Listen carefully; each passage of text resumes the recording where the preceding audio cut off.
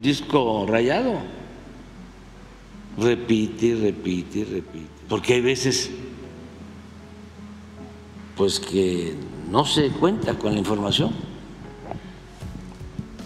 y tenemos que repetir para que nadie se quede sin tener todos los elementos. Además, ¿cómo contrarrestamos todo el bombardeo de mentiras? Constantemente vamos a estar informando. El objetivo es que en marzo se dé un primer resultado sobre el funcionamiento de todo el sistema de salud pública. El sector salud, las instituciones públicas del sector salud invierten cerca de 100,000 billones de pesos para la adquisición de medicamentos. En los gobiernos anteriores se hablaba mucho de la consolidación que hacía el Seguro Social, es decir, que juntaban las necesidades de varias instituciones, del IMSS, del ISSSTE, de los gobiernos de los estados, que eran financiados por el Seguro Popular, y hacían una compra.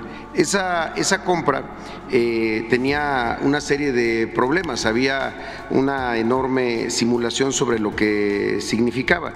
En realidad compraban juntas, pero compraban diferentes tipos de medicamentos para los mismos padecimientos, cuando la población pues debe de recibir el mismo tratamiento independientemente de si se atiende en el IMSS, en el ISSSTE o ahora en el IMSS Bienestar.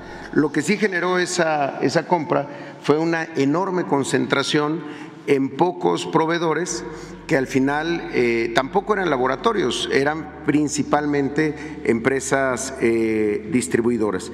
En ese sentido, si lo vemos aquí, de 2012, en todo el periodo del 12 al 18, solo 10 empresas concentraron el 79.6% del gasto de medicamentos del país, casi el 80% en solo 10 empresas de distribución, un total de 241,000 millones de pesos en 10 empresas. De esas 3 empresas, solo 3 concentraron la mitad de todos los contratos. Una sola, el Grupo Fármacos Especializados SADCB, se llevó el 35% de la compra de todo este periodo, con un monto de 106,000 millones de pesos en una sola empresa en estas compras del sexenio pasado. Al concentrar esta compra en pocos proveedores, las empresas, los propios laboratorios que producen las medicinas dejaron de participar. Solo para darles un dato, en 2018, 85% de las claves de medicamentos, de los tipos de medicamentos que se compran, recibieron solamente entre 1 o 2 propuestas. Es decir, el mercado se cerró y eso ponía en condiciones de desventaja al gobierno. Al cierre del 2018, el gasto de bolsillo en México era el segundo más alto de los 36 países de la OCDE. Ahora, si vemos la compra que se hizo, tanto del proceso de compra bianual, porque se compró para 2023 y 2024 todos los medicamentos, en la siguiente, gracias. Ahí se modificó completamente la forma como se compra a la hora de incorporar a los servicios estatales de salud que ya estaban pasando al IMSS Bienestar. La participación de los laboratorios fue mucho mayor, llegaron a participar 334 empresas y el resultado fue la mayor compra que se haya hecho en la historia de nuestro país, un total de 196 millones de pesos para adquirir 3,817 millones de piezas de medicamentos. Además, las 10 empresas, los 10 laboratorios que ganaron, pues que son estos, como lo pueden ver, son laboratorios, incluido Reactivos y Biológicos de México, Birmex, Gilead, Roche, Pfizer, AstraZeneca y demás. Entonces se logró no solamente romper ese casi monopolio que se tenía en los distribuidores, ahora comprándole directamente a los laboratorios. En la siguiente Ahora, de todo lo que se compró, de todos los medicamentos que se adquirieron, estamos llevando a cabo algunas acciones para lograr el 100% de las recetas surtidas. Exigir desde luego que los proveedores cumplan siempre. Se han estado fortaleciendo las sanciones a quienes son proveedores incumplidos. Y la otra cuestión importantísima, el IMSS Bienestar en 23 estados ahora es quien homologa los medicamentos que se van a adquirir. Pasaba a veces que algún estado, para las personas sin seguridad social, pedía cierto tipo de medicamentos y un estado podía pedir otro tipo de medicamentos. Ahora todo se homologa con el IMSS Bienestar. Y la otra es que a partir del 22 de diciembre del año pasado, Birmex es la empresa que planea las siguientes compras, las siguientes adquisiciones que se tuvieran que hacer, las consolida, es quien además almacena, y justamente con las capacidades que tiene la megafarmacia, además de las posibilidades de compensar entre instituciones cuando una no tiene para poderla entregar en otra institución, pero también distribuye. Y esto es muy importante, ya la distribución en manos de un organismo del gobierno del Estado mexicano, pues nos va a garantizar la distribución incluso hasta la última milla, es decir, hasta la última unidad médica rural en algún lugar apartado, pues ahí va a estar Birmex. Esto ya ocurre desde octubre del año pasado, que Birmex se ha convertido en el único distribuidor del sector público, tanto en el IMSS, en el ISSSTE y ahora también en el IMSS Bienestar. En ese sentido, también ha sido importante que se utilice un solo sistema para la administración de los insumos. Se tenían cerca de 40 distintos sistemas, había incluso sistemas de salud de los estados que entre hospitales no manejaban el mismo sistema o que lo hacían todo de manera manual. Esto nos va a ayudar también muchísimo para poder ir teniendo un control y trazabilidad, ¿no?, del medicamento, desde que se compra hasta que se le entrega al paciente en la farmacia. Y desde luego un elemento adicional, contar con la megafarmacia como un sistema de almacenamiento, distribución y también de centro de atención, como ahora lo va a explicar el general Lohmann. Finalmente, en la siguiente, sobre este tema del abasto de medicamentos, ¿qué es lo que hemos estado analizando?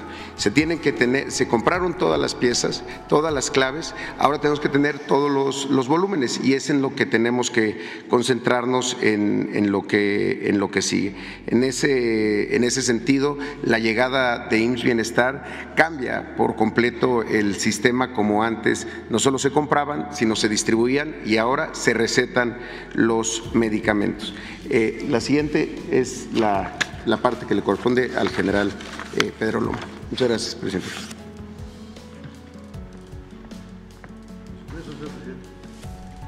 Muy buenos días a todas y a todos. Si me permiten, vamos a platicarles un corte que tenemos a estos días que se inauguró la megafarmacia a partir del 29 de diciembre. Como ustedes pueden ver, el universo con el que cuenta la megafarmacia son 1.190 tipos de medicamentos, 1.190 tipos de medicinas. ¿Qué significa?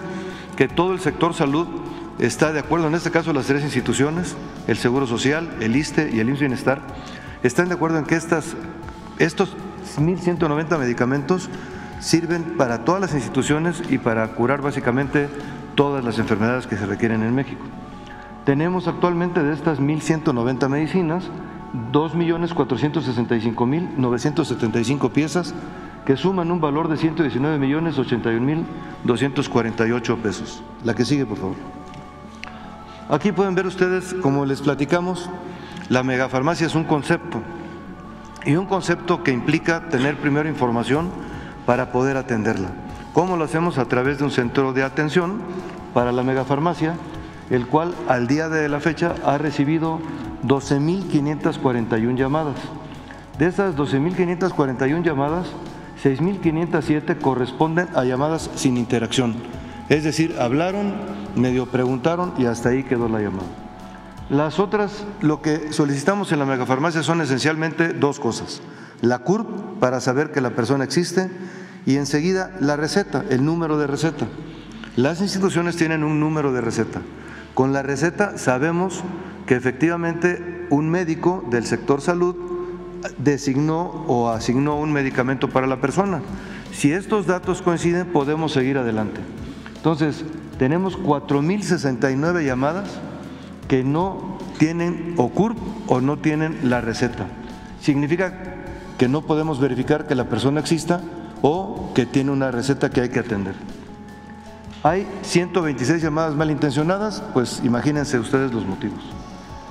Tenemos 587 llamadas de seguimiento a folio. ¿Esto qué significa? Que la persona habló y se le asignó un folio de atención. Sin embargo, ahorita van a ver ustedes un número diferente. Estas 587 significa que hablaron, se les asignó un folio y probablemente la persona de un folio volvió a llamar por lo motivo que haya sido. Y luego tenemos 1,252 llamadas que fueron únicamente para solicitar información acerca de la megafarmacia. La que sigue, por favor. Aquí están los números de folios atendidos por instituciones y lo que pueden ustedes ver como el número varió de 587 a 523. ¿Qué significa? Que realmente estamos atendiendo 523 folios. De esos 523 folios, tenemos 292 que se están atendiendo de manera interna, es decir, entre las instituciones o se está planeando la ruta. Tenemos 164 que ya están en el lugar donde la persona solicitó el medicamento y tenemos 67 que han sido debidamente surtidas. De mi parte es cuanto. Muchas gracias.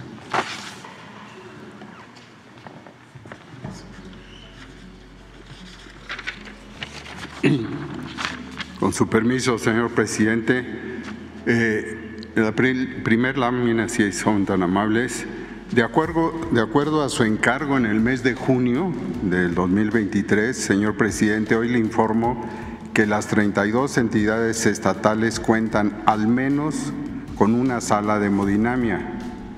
Esto abre la puerta al tratamiento del infarto del corazón, que es la primer causa de muerte en México y que incluye además las redes del código infarto para diagnosticar y tratar en los 3 niveles de atención médica.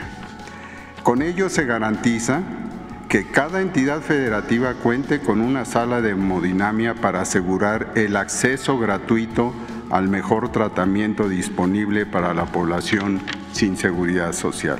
En la segunda lámina, para ello se requirió un diagnóstico iniciado en junio, se priorizaron 8 salas de hemodinamia faltantes, deficientes o que no funcionaban, y en 4 estados no existían, como Guerrero, Tlaxcala, Campeche y Sonora.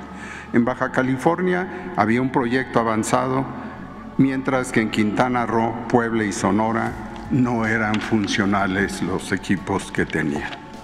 En la siguiente lámina pueden apreciar que mediante una inversión federal en obra y equipamiento para las 8 salas de hemodinamia, que fue de 487 millones de pesos, se logró contar con una sala de hemodinamia en el Hospital General de Mexicali, en el Instituto Estatal de Cancerología de Colima, en el Hospital General de Acapulco y en el de Sonora, en el Hospital de Especialidades de Campeche, en el Hospital General Sur de Puebla, en el Hospital General de Cancún y en el Centro de Atención Especializada en Salud y Bienestar de Tlaxcala.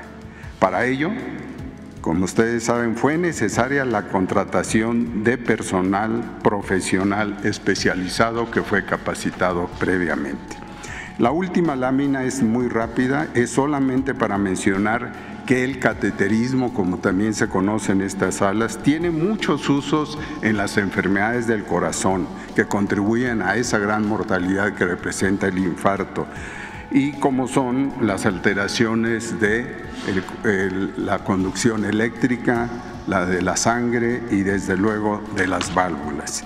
Agradezco a la doctora Yasmín Laborí, coordinadora de este proyecto, así como al subsecretario Juan Antonio Ferrer y al doctor Gaspar, director del Instituto Nacional de Cardiología, por el apoyo recibido. Muchas gracias.